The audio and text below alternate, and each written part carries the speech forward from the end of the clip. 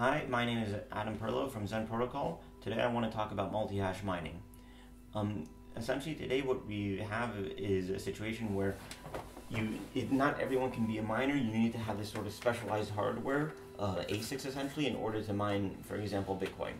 Now what this results in is essentially you have a small set of people who are miners.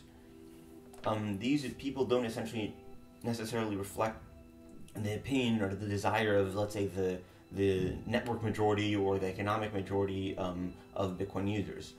Now, today we don't even know what the case is. Are the decisions reflecting the economic majority or not?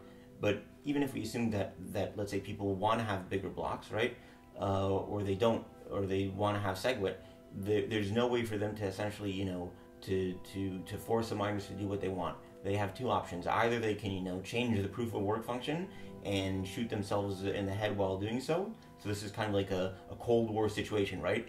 It's like you have, everyone has nukes, but no one wants to fire first. And what we propose is something like multi-hash mining.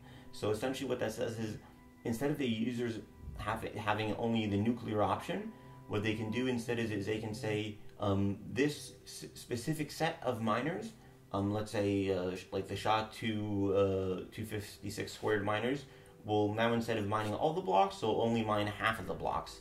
By being able to make these small adjustments on the fly without hard forking the network, results in a situation where essentially the miners are more forced to listen to what the economic majority wants. If they don't, then it's easy to penalize them. So there's a credible threat that forces them to listen. Not only this, another part is that that this can be used as a voting mechanism. So one of the things in Bitcoin is there's no way to make decisions because the initial voting mechanism was by hash power, and now people today feel that hash power isn't a good reflection of actually what people want. But by essentially integrating a voting system which allows you to vote on who mines your blocks, not only can you vote on stuff, but even better, you get sort of like a parliament kind of democracy. So essentially you choose who your miners will be, and then those miners will process the transactions for you as representatives of the network. Another few nice things about multi-hash mining is it allows users to choose, how the distribution will be. So one thing that you could essentially have is you could have users say, we'll allow miners to mine at a lower difficulty if they, let's say, contribute some of their funds to a fund for the protocol development.